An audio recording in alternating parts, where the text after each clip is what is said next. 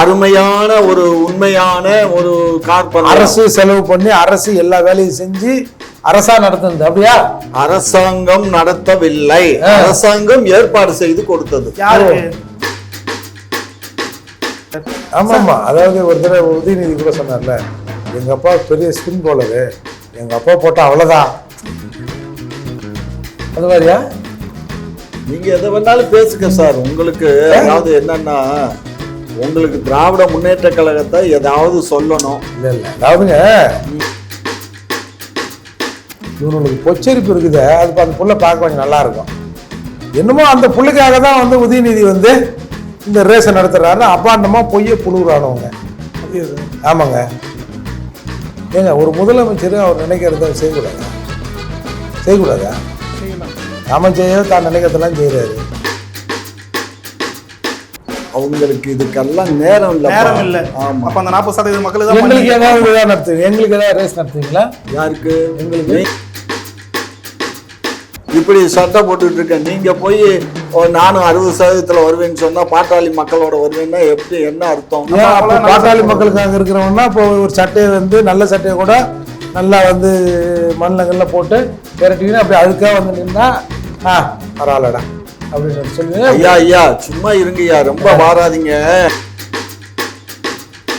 நாங்க என்னமோ இவங்க இப்போ எப்படி ஒரு நெரட்டிவ் செட் பண்றாங்கன்னா, எல்லாரும் காருக்கு எதிரானவர்கள். இன்னும் கொஞ்ச நாள்ல கார் ரேஸுக்கு எதிராக இருக்கிற மூர்த்தி காரில் தான் வராது தெரியுமா அப்படின்னு கேட்டா கூட ஆச்சரியப்படுது. இல்ல தானேயா?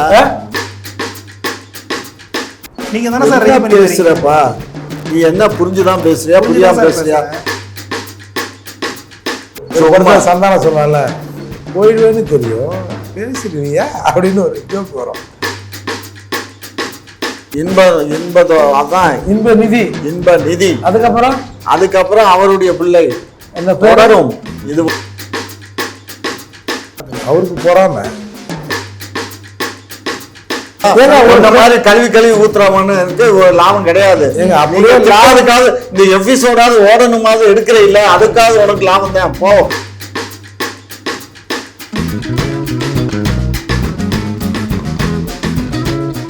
குக்கு செய்திகள் நேயர்கள் அனைவருக்கும் வணக்கம். இன்று நம்மோடு இணையும் சிறப்பு விருந்தினர்கள் தமிழ்நாடு நாயுடு பேரவை தலைவரும் திமுகவின் மூத்த முன்னோடியுமான முனைவர் திரு காமாட்சி அவர்களும், புரட்சி தமிழக கட்சி நிறுவன தலைவரும் வழக்கறிஞருமான திரு ஏர்பத் மூர்த்தி அவர்கள். இருவருக்கும் வணக்கம். வணக்கம். காமாட்சி சார், இப்போ சமீபத்தில் உங்கள் கட்சி மூலமாக ஒரு மிகப்பெரிய ஆசையாகவே திரும்பி பார்க்குற அளவுக்கு ஒரு ரேஸ் நடத்தம் தான் நீங்கள் சொல்கிறீங்க. ஆனால் இதை தொடர்ந்து வந்து திரைப்பிரபலங்கள்லாம் எல்லாம் சொல்லி வச்ச மாதிரி உதயநிதி அவர்களையும் தமிழ்நாடு அரசையும் வாழ்த்தி ஒரே சேம் டைமில் ஒரு ட்விட்டரை வந்து எல்லாம் போடுறாங்க. இதன் பின்னணி எப்படி சொல்லி வச்சு போட வச்சிங்களா? திரைத்துறையினர் மட்டுமல்ல, தமிழகத்தில் இருக்கக்கூடிய அனைத்து மக்களும் ஏறக்குறைய 40 விழுக்காடு மக்கள் இதை ஆதரித்து ட்வீட் போட்டிருக்கின்றார்கள். நீங்கள் சரியாக 60% மக்கள் எதிர்பார்த்தாங்க. 60% அவங்க எல்லாம் பாட்டாளி மக்கள். அவங்களுக்கு நேரம், அவங்க பொழப்ப பார்த்து ஓடுறதுக்கு நேரம் இருக்காது. இது அவங்க பொழுதுபோக்குக்காக வந்த 40% மக்கள் பார்த்திருக்காங்க, போடுறாங்க. இப்போ 40% மக்கள் இங்க லக்ஸரியா இருக்கிறான். ஆமா, அப்படி எடுத்துக்கலாம். உண்மைதான். அது என்ன சந்தேகம்? தமிழகத்துல 40% அந்த 40 நீங்க வரீங்களா இல்ல 60 வரீங்களா? நீங்க? நான் 60 வருவேன். நீங்க பண்ற நல்ல விஷயம் எல்லாம் அந்த 40க்கு மட்டும் தானா? எதுக்குன்னு? நீங்க பண்ற நல்ல விஷயங்கள் எல்லாம் நான் பண்ற நல்ல விஷயம் 40 பேத்துக்கு இல்ல, 60 பேத்துக்கு. இல்ல உங்க அரசு பண்றது 60 பேத்துக்கு. 40 பேர் இதை ஆதரிச்சு பேசியிருக்காங்க, அவ்வளவுதான். 40 பேர் தான் சார் ஆதரிச்சிருக்காங்க. 60% பேர் அப்ப எதிர்க்கிறாங்க தானே அர்த்தம்? எதுக்கல, அவங்க பாட்டாளி வர்க்கம், அவங்க பாடுபடுற. அவங்களுக்கும் நீங்க நடத்தின ரேஸுக்கும் எந்த சம்பந்தமும் இல்ல. அவங்களுக்கு இதுக்கெல்லாம் நேரம் இல்ல. ஆமா. அப்ப அந்த 40% மக்கள் எங்களுக்கு ஏதாவது விழா நடத்துவீங்க, எங்களுக்கு ஏதாவது ரேஸ் நடத்துவீங்களா? யாருக்கு? எங்களுக்கு. நீங்க தான் போய் பார்த்துட்டு தானே வந்தீங்க. அப்ப 60% மக்களுக்கு யார் சொன்ன? நீங்க என்ன 60%ல வர்றீங்க? இங்க பாருங்க, நல்லா கஞ்சி போட்ட வெள்ளை ஷர்ட், இந்த சட்டை துவைக்கிறதுக்கே 100 ரூபாய் கொடுக்கணும். சரி, இப்படி சட்டை போட்டுட்டு இருக்கேன். நீங்க போய் நானும் 60% வருவேன்னு சொன்னா பாட்டாளி மக்களோட வருவேன்னா எப்படி, என்ன அர்த்தம்? பாட்டாளி மக்களுக்காக இருக்கிறவன்னா இப்போ ஒரு சட்டையை வந்து நல்ல சட்டையை கூட நல்லா வந்து மண்ணங்கள்ல போட்டு விரட்டிங்கன்னா அப்படி அதுக்காக வந்து நின்னா பரவாயில்லடா அப்படின்னு சொல்லுவீங்க. ஐயா ஐயா சும்மா இருங்கய்யா, ரொம்ப வாராதீங்க. மக்கள் வந்து விரும்புறாங்க, விரும்புற மக்களுக்காக இந்த இது நடத்தி இருக்கோம். இது ஆசியாலேயே முதல் முறையா ஒரு ட்ரையல் பார்த்திருக்கோம். முதல் முறையெல்லாம் இல்ல, ஏற்கனவே ஹைதராபாத்ல நடந்தது தான் இது. ஹைதராபாத்தில் நடந்துச்சு, இப்ப தமிழ்நாட்டுல நடக்குது. ரெண்டாவது அங்க நடந்ததெல்லாம் சும்மா ஜுஜிபி, இங்க நடந்ததுதான் அருமையான ஒரு உண்மையான ஒரு கார். அரசு செலவு பண்ணி அரசு எல்லா வேலையும் செஞ்சு அரசா நடத்துது, அப்படியா? அரசாங்கம் நடத்தவில்லை, அரசாங்கம் ஏற்பாடு செய்து கொடுத்தது. யாருக்கு? அந்த விழாவுடைய கமிட்டிக்கு. ஏற்பாடு செய்யறதுக்கு உங்களுக்கு என்ன தேவை? தேவை என்ன? எங்களுக்கு பெயர் கிடைக்குது, புகழ் கிடைக்குது, அதுக்கு தான். வேற என்ன? பேருக்கும் புகழுக்கும் தான். ஒரு அரசுக்கு நல்ல பெயர் கிடைக்கணும். ஒரு அரசு மக்கள் கிங்ஃபிஷர் ஸ்டிக்கரா ஒட்டி வச்சு நல்ல பேர் வாங்கிருக்கீங்க. கிங்ஃபிஷர் ஓட்டுனா கலைஞர் படத்தை ஓட்டுனா உனக்கு என்ன வலிக்குது? எனக்கு என்ன? உனக்கு என்ன? உன் படத்தை சொல்லிட்டு தானே ஆட்சிக்கு வந்தீங்க. உன் படத்தை ஓட்டலைன்னு உனக்கு வருத்தமா இருக்கா? போய் ஒட்டிட்டு வா போ. நாங்க பார்த்தோம் உங்க தலைவர் படமும் உங்க வருங்கால துணை தலைவர் படமும் எடிட் பண்ணி ஒட்டியிருந்ததெல்லாம் பார்த்தோம். பாத்தீங்கல்ல? அது யார் செலவுல பண்ணது? அதெல்லாம் அந்த போஸ்டர்ல யார் செலவுல ஒட்டினது? யார் ஒட்டினது? தொண்டை ஒட்டி இருப்பான்.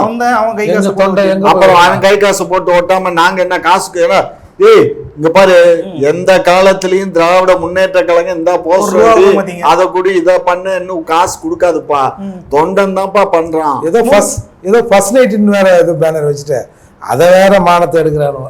மூர்த்தி சார், இதை தொடர்ந்து இந்த மாதிரி திரைப்பிரபலங்கள்லாம் ட்விட் போட்டிருந்தது ஒரு அழுத்தத்தின் காரணமாக தான் போடப்பட்டது. ஏன்னா இப்போ திரைத்துறையே திமுக கண்ட்ரோலில் தான் இருக்குது, அவங்க சொன்னதை செஞ்சே ஆகணும், அதனால தான் இவங்க போட்டிருக்காங்கன்னு சோஷியல் மீடியாவில் பரவுது.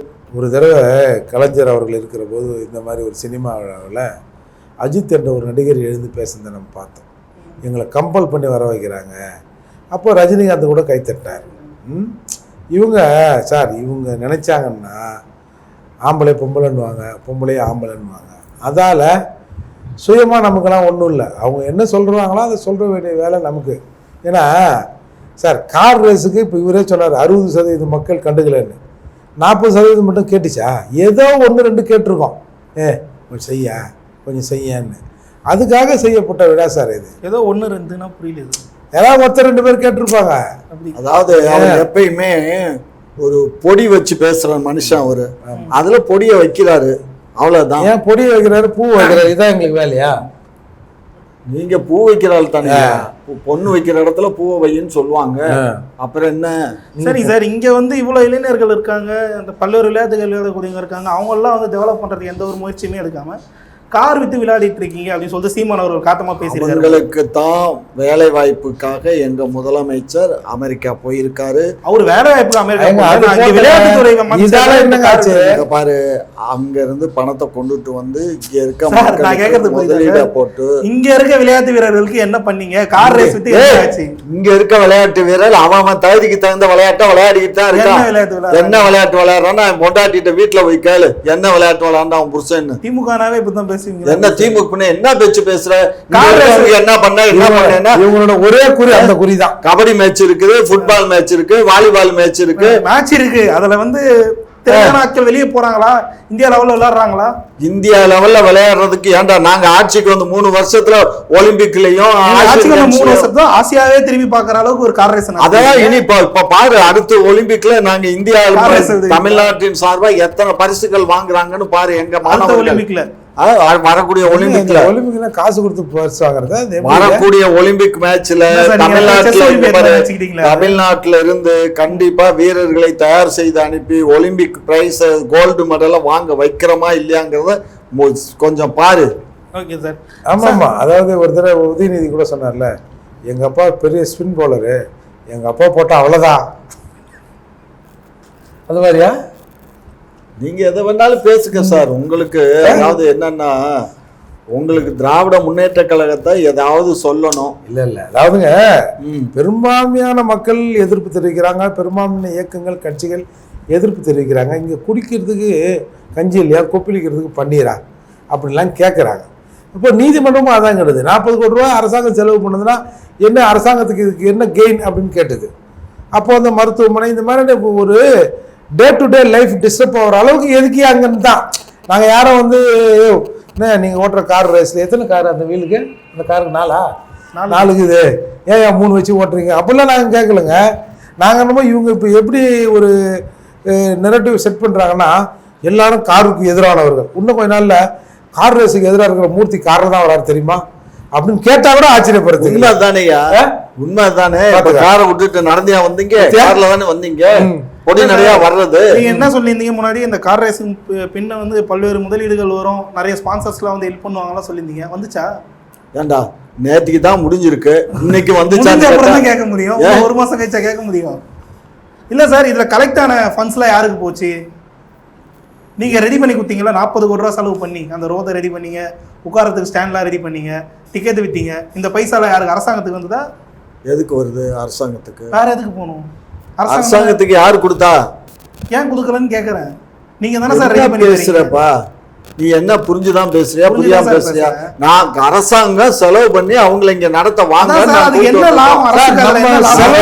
லாபம்னா ஒரு மேட்ச் நடக்குதுன்னா அந்த மேட்ச் நடந்தா அது கவர்மெண்ட்டுக்கு நல்ல பேரு, அவ்வளவுதான். இந்த மாதிரி கல்வி ஊத்துறவன்னு ஒரு லாபம் கிடையாது. இந்த எபிசோடாவது ஓடணுமாவது எடுக்கிற இல்ல, அதுக்காக உனக்கு லாபம் தான். போ சொல்லுங்க சார், சொல்லுங்க. அதாவதுங்க, ஒரு விஷயத்துல கவர்மெண்ட் இன்வெஸ்ட் பண்ணுது, அது லாபம் வரும். இன்னொருத்தர் ஊனாமுட்டுக்காரன் ஒருத்தன் வந்து லாபம் சம்பாதிக்கிறதுக்கு, அவனோட ஆசைகள் அவர்களோட ஆசை நிறைவேற்றுறதுக்கு எதுக்கு நம்ம அரசாங்கம் வரிப்பணத்தில் என்கிற அரசாங்கம் இதை செய்யணும்? அதோட மட்டுமா ஏன் ரோட்டில் செய்யணும் அப்படிங்கிறது தான் இங்கே கேள்வி. நீங்கள் எடுத்து போய் வந்து நீங்கள் அதை பண்ணுங்க இதை பண்ணுங்க, யார் உங்களை கேட்க போகிறா? இப்போ துபாயெல்லாம் போகிறீங்க, சிங்கப்பூர் போகிறீங்க, என்ன நோய் நீங்கள் அதெல்லாம் நம்ம கேட்டோமா? டே டு டே லைஃப்பை நீங்கள் வந்து ஸ்பாயில் பண்ணுறீங்களே, இதால் உங்களுக்கு என்ன லாபம்? இந்த நெருக்கடியான நிலையில் அதை செய்யணுமா அப்படிங்கிறது தானே ஒரு கேள்வி.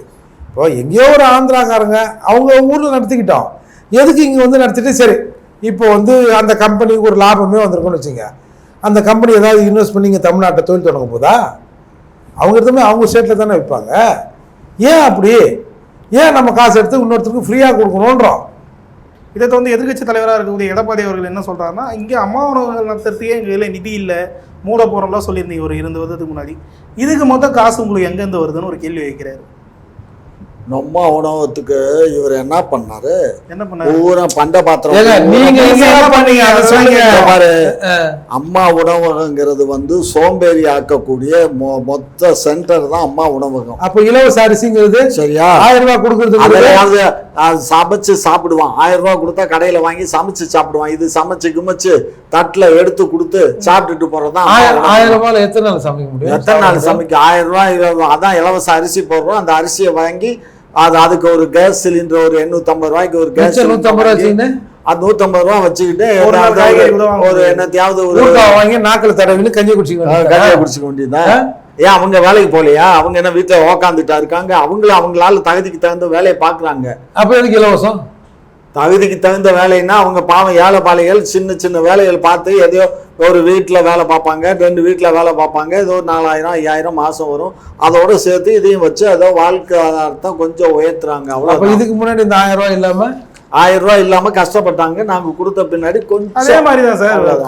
இந்த வாழ்வாதாரம் அடிப்பட்டவங்க வந்து இந்த மாதிரி கம்மி ரேட்டில் 5 ரூபா 10 ரூபாவில் ஒரு நாள் உணவே முடிக்கலாம்ல அம்மா உணவகத்தில். தம்பி, நாங்க வந்து அந்த உணவகத்துக்கு நாங்க எதிரி இல்லை, எங்களை எதிரி மாதிரி சித்தரிக்கிறது தவறு சார். நீங்க தான் சார் சொன்னீங்க நிதி பத்தல, நிறைய இடத்துல மூடியே இருக்கீங்க பாரு. இப்ப நாங்க அதுக்கு 100 கோடி ஒதுக்கி இருக்கோம். சும்மா நிதி இல்ல கத்திரிக்காய் நீங்க உங்க முதல்வர் தான் சொன்னாரு 100 கோடி இப்ப ஒதுக்கி இருக்கோம். எப்போ ஒதுக்குனீங்க? அதெல்லாம் ஒதுக்கி இப்ப 3 மாசம் ஆச்சு. 3 மாசம் ஆச்சு. தெரியல. இந்த அம்மா உணவகத்துக்கு 100 கோடி ஒதுக்கி அங்க இருந்த பண்ட பாத்திரங்கள்லாம் பழசா போச்சு. புதுசா பண்ட பாத்திரங்கள் வாங்குறதுக்கும் அந்த இடங்களை தூய்மைப்படுத்துறதுக்கும் சரி பண்ணி ஏற்கனவே சம்பளம் எல்லாம் வாங்காம இருக்காங்க. அதுக்கெல்லாம் சம்பளத்தை கொடுத்து இப்ப ரொட்டேட் பண்ணி இப்ப கிட்டத்தட்ட ஒரு 48 சென்டர்ல இப்ப நடந்துகிட்டு இருக்கு. இஷ்டம் போல ஆட்சி விடுறது சரியா? 48 கேள்விப்பட்டே 100 கோடி ரூபாய் ஒதுக்கு. நீ ஒண்ணு வேணாம்ப்பா, கவர்மெண்ட் இதுக்கு போப்பா. இந்த மாதிரி ஜெயலலிதாவுடைய இதுக்கு நீ கேளு. யூடியூப்லயே பாருப்பா. யூடியூப்ல போய் கூகுள்ல போய் டச் பண்ணி பாரு. 100 கோடி ரூபாய் இதுக்கு ஒதுக்கப்பட்டது உண்மையான ஒரு கேள்வி வரும். இந்த காணொலி முடிஞ்ச பிறகு பாக்குறேன். பொய்யுங்க சார், சத்திய பிரமாணமா சொல்றேன். 100 கோடி முதலமைச்சர் ஒதுக்கி இருக்காரு உணவுக்கு. ஒதுக்கி இருப்பாரு. ஜெயலலிதா மதிய இந்த உணவு திட்டத்துக்கு 100 கோடி ஒதுக்கி இருக்கு. அது பண்ட பாத்திரங்கள்லாம் போச்சு. அதுக்கு ஒரு 18 கோடிக்கு ஒரு படத்துல பண்றதுக்கு ஒரு படத்துல சந்தானம் சொல்லல போயிடுவேன்னு தெரியும் பேசிடுவியா அப்படின்னு ஒரு ஜோக் வரும். ஆமா ஆமா இவர் எல்லாமே ஜோக் அடிக்கிறதுலாம் இருப்பாரு. சீரியஸா சொல்றேன், 100 கோடி ஒதுக்கி இருக்கு. சரி சார், இதை தொடர்ந்து மூர்த்தி சார், மக்கள் எழுப்பக்கூடிய கேள்வி என்னன்னா, நாங்க தான் உங்களுக்கு வாக்களிச்சு ஆட்சியில் அமர வச்சிருக்கோம், வெறும் 2 நாள் கூத்துக்கு இவ்வளோ சர்வதேச தரத்தில் ரோடு போத தெரிஞ்ச உங்களுக்கு நாங்கள் வாழ்கிற தெருக்கள்லையோ வீடு ரோடுகளில் ஏன் சரி பண்ண முடியல அப்படின்னு சொல்லிட்டு ஒரு கேள்வி எழுப்புறாங்க. இதுக்கு உங்கள் பதில் என்ன சார்? கேட்டால் போய் சொல்லிட்டோமா? உன் தலையெழுத்து நான் தான் 5 வருஷத்துக்கு சிஎம், நான் போடுற ரோட்டில் தான் நீ போய் ஆகணும். உன் தலையெழுத்து அதை என்ன பண்ணுவீங்க நீங்கள்? வாங்க வெளியில் வந்து போராடுங்க பார்ப்போம். இவ்வளோலாம் கேட்குறீங்கள, ரோடு சரியில்லை, தண்ணி சரியில்லை, அது சரியில்லை, இது சரி, நீ அவனால் போராட்டம் பண்ணானா தமிழ்நாட்டில்? வெந்ததை தின்று விதி வந்தால் சாவுன்னு இருக்கிறீங்கள, உங்கள் தலையெழுத்து இன்னும் 2 வருஷம் நாங்கள் தான். மீறி எவனாவது பேசுனீங்கன்னா பார்த்துங்க. 2 வருஷம் இல்லை, இன்னும் 7 வருஷம். அதுக்கப்புறம் இன்ப நிதி வந்துருவாங்க. 7 வருஷம்னா ஏதோ ஒன்று பிடிக்கணுவாங்களா? அதான் 7 வருஷத்துக்கு ஒன்று பிடிக்கணுவாங்களா? சரியா? 7 வருஷம் எங்களுடைய முதலமைச்சர், அதுக்கப்புறம் இன்ப அரசு, எல்லாமே அதான் இன்ப நிதி. அதுக்கப்புறம் அவருடைய பிள்ளை என்ன தொடரும். இது எங்களுடைய திராவிட மாடல் ஆட்சி தொடரும். பேரெல்லாம் இன்னும் அவருக்கு இன்னும் கல்யாணமே ஆகலையே, அப்புறம் பேர் எங்கே போய் வைக்கிறது? சரி சார், அதை தொடர்ந்து இப்போ நடந்து முடிஞ்ச ரேஸுக்கே வருவோம். இந்த ரேஸ் உங்களோட விஞ்ஞான ஊழலில் இதுவும் ஒரு புதுசாக ஆட் ஆயிருக்கு அப்படின்னு சொல்லிட்டு மக்கள் குற்றச்சாட்டு வைக்கிறாங்க. ஃபர்ஸ்ட் நாள் பயிற்சி ஆட்டத்தை காமிக்கிறது, டிக்கெட் வித்து ஏமாத்திருக்கீங்க மக்கள் சொன்னது. இங்கே பாரு, பாரு, அவங்க எல்லாம் இந்த ஜால்ரா கூட்டம், சரியா, சாமியார் பைய கூட்டம், நீ சோவனு கத்திரிக்காய் பாவ அதெல்லாம் அவங்களா சித்தரிச்சு போடல. மக்கள் மக்கள் பேச சொன்னா பேசுவான். இப்ப இந்த இவரை பேச சொல்றான், நீ பேச சொல்லலைன்னா அவர் அந்த கட்சிக்காரரு, அவங்களுக்கு சப்போர்ட் கட்சிக்காரரு, அதனால அவர் பேசுறாரு. பிஜேபிக்கு அவரு கைப்பற்றி பயிற்சி காமிச்சு ஏமாத்தல மக்கள். பாரு, எங்களை பொறுத்த மட்டும் உண்மை, நேர்மை, வாய்மை, மூணும் தான் எங்களுக்கு சொத்து. அதனால அடுத்தவங்க என்ன சொல்றாங்களோ இந்த செவியில வாங்கி இந்த செவியில விட்டுட்டு போயிட்டே இருக்கும். மக்கள் சொல்றதை கேட்டு நடக்கிறது. மக்கள் சொல்றது, மக்கள் நல்லதை சொன்னால் கேட்போம், கெட்டதை சொன்னால். அப்ப நீங்க அந்த 31ஆம் தேதி இரவு பயிற்சியாட்டம் நடக்கல, ரேஸ் தான் நடந்ததுன்னு சொல்றீங்களா? என்னது 31ஆம் தேதி இரவு, அதாவது நேற்றுக்கு முன்னாள். சரி, முதல் நாள் பயிற்சியாட்டத்தை காமிச்சு மக்களுக்கு கொடுத்த டிக்கெட் எல்லாம் வேஸ்ட், எல்லாம் புலம்புறாங்க. அது எனக்கு தெரியாத விஷயத்த கேட்காத. சரி, நீங்க சொல்லுங்க சார் இந்த விஷயத்துல. நீங்க ரேஸை பத்தி எப்படி சார்? இவங்க ரேஸ் நடத்துனதான் சார் ஆச்சரியம். இவங்க மாடல் தானே, மாடல் தானே. அப்போ அங்கன்னா மாடலாக தான் இருக்கும். இந்த சர்க்கஸில் 2 வீலை வச்சுன்னு இப்படி ஓட்டுறாங்கல்ல, அந்த மாதிரிலாம் ஜிகினா வித்தை, குரலி வித்தை, பாம்பாட்டி வித்தை, இதெல்லாம் காட்டி ஜனங்களை அப்படி போங்கப்பா அப்படின்னு சொல்லி அனுப்புகிற வேலை தானே இவங்க. ஏதாவது ஒன்று ஒரிஜினலுக்கு தான் இவங்ககிட்ட. சார், இது ஒரு புறம் இருக்க, விஜயபாஸ்கர் அவர்கள் என்ன சொல்கிறாருன்னா, யாரோ ஒருவரை தனிப்பட்ட முறையில் திருப்திப்பட்ட தான் இந்த ரேஸே நடத்துகிறாங்க அப்படின்னு சொல்லிட்டு ஒரு குற்றச்சாட்டு இருக்கு. அவருக்கு போறாம. ஏன் சார் விஜயபாஸ்கருக்கு? அவர் நத்தம் உள்ளே அவர் கல்ல மாட்டல என்ன யார் சார் சொல்றீங்க? இல்லை, அவர் ஜல்லிக்கட்டு மாடு வச்சிருக்காருல, அவர் ஜல்லிக்கட்டுக்கு பார்ப்பார். விஜயபாஸ்கர் ஜல்லிக்கட்டு தானே அவருக்கு. அவர் நிறைய மாடு வச்சிருக்காரு, 30 மாடு வச்சிருக்காரு. அவர் 30 மாடு வச்சிருக்காரு சார். நீங்க எதுக்காக இந்த ரேஸ் நடத்துறீங்க? அதை யாரோ ஒருத்தர் திருப்தி பார்த்துன்னு ஒரு குற்றச்சாட்டு. ஒன்றும் இல்லைங்க, அந்த கம்பெனியோட அம்பாசிடர் ஒரு நடிகைங்க. இவனுக்கு பொச்சரிப்பு இருக்குது. அது அந்த புள்ள பார்க்க கொஞ்சம் நல்லா இருக்கும். என்னமோ அந்த புள்ளைக்காக தான் உதயநிதி இந்த ரேஸை நடத்துறாருன்னா அப்பாண்டமாக பொய்ய புழுவுறானவங்க. அப்படியே சார்? ஆமாங்க. ஏங்க, ஒரு முதலமைச்சர் அவர் நினைக்கிறத செய்யக்கூடாதா? செய்யலாம். காமச்சேயோ தான் நினைக்கிறதெல்லாம் செய்கிறாரு. ஒரு முதல்வரோட பையன் நினைக்கிறத செய்யக்கூடாதா? இது ஒரு தப்பா? இப்போ நீங்கள் முதல்வரோட பையனாக்குறீங்க, உங்களுக்கு வேண்டியவங்க ஏதாவது ஒன்று சொல்கிறாங்க, நீங்கள் செஞ்சு தர மாட்டீங்களா? அப்போ அந்த முறையில் தான் சார் இந்த ரேஸ் நடந்தது. ஆமாம் தம்பி, இதெல்லாம் ரொம்ப ஓவர்.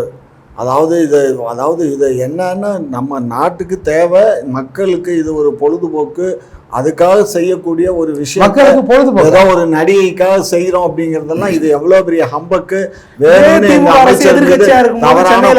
நடக்கும்போது நிறுத்த போனீங்களா இல்லையா? எது திமுக அரசு என்னது சென்னையில் ஐபிஎல் மேட்ச் நடக்கும்போது இங்க நடக்கக்கூடாது சொல்லிட்டு போய், அது எதுக்காக ஐபிஎல் மேட்ச்? அதுவும் பொழுதுபோக்கு தானே. எதுக்காக ஐபிஎல் மேட்ச் சொன்னோம்? எதுக்காக நீ நல்லா யோசிச்சு பாரு. நீங்க சொல்லுங்க, உங்களுக்கு தெரியும். நான் ஒன்னும் சொல்ல வேணாம், நீயே சொல்லு. அதுவும் பொழுதுபோக்கு தானே. பொழுதுபோக்கா இருந்தாலும் என்ன காரணத்தினாலங்கிறத முதல் சொல்லு. ஏன் ரொம்ப அழகா இல்லையா அந்த பொம்பளை பிள்ளைங்க? பொம்பளை பிள்ளைய ஐபிஎல் மேட்ச் நடத்துனாங்க. நீங்க அந்த மேட்ரா என்ன மேட்ரு? இல்ல கிரிக்கெட் மேட்ச் ஐபிஎல் மேட்ச் ஒன்று அதாங்கய்யா. அதுக்கு வந்து அந்த நேரம் வந்து ஒரு டென்ஷனான நேரம். என்ன டென்ஷனு? என்ன டென்ஷன்? தண்ணீர் பிரச்சனை ஏதோ ஒன்று போயிட்டு இருந்தது அந்த ரொம்ப காலத்துல. பெரிய பிரச்சனைங்க.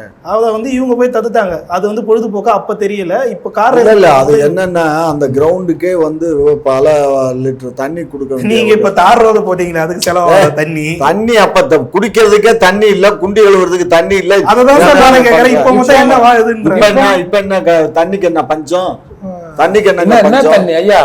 அந்த தண்ணி சொல்லல, இவங்க வேற தண்ணி சொல்றாங்க. குடிக்கிறது குடிக்கிற தண்ணி தாங்க தம்பி சொல்றாரு. நீங்க எதுக்குங்க சும்மா நீங்க பாட்டில் அடிச்சுக்கிற அந்த தண்ணி சொல்றீங்க, அவர் வேற தண்ணி சொல்றாரு. அவர் எந்த தண்ணியை சொன்னாலும் அவர் பக்கெட்ல குடிக்கிற தண்ணியை சொல்றாரு. எல்லா தண்ணியும் ஒண்ணுதான். சரிங்க சார், நீங்க சொன்ன மாதிரி இந்த கார் ரேஸ் நடந்து முடிஞ்சிச்சு. இது வந்து முதலீடு இழுக்காதான் சொல்லிட்டு காத்திருந்து பார்ப்போம். கேட்ட கேள்விகள்லாம் மிகவும் தெளிவாக விளக்கமிச்சு. உங்க நேரத்தை மிக்க நன்றி. தேங்க்யூ.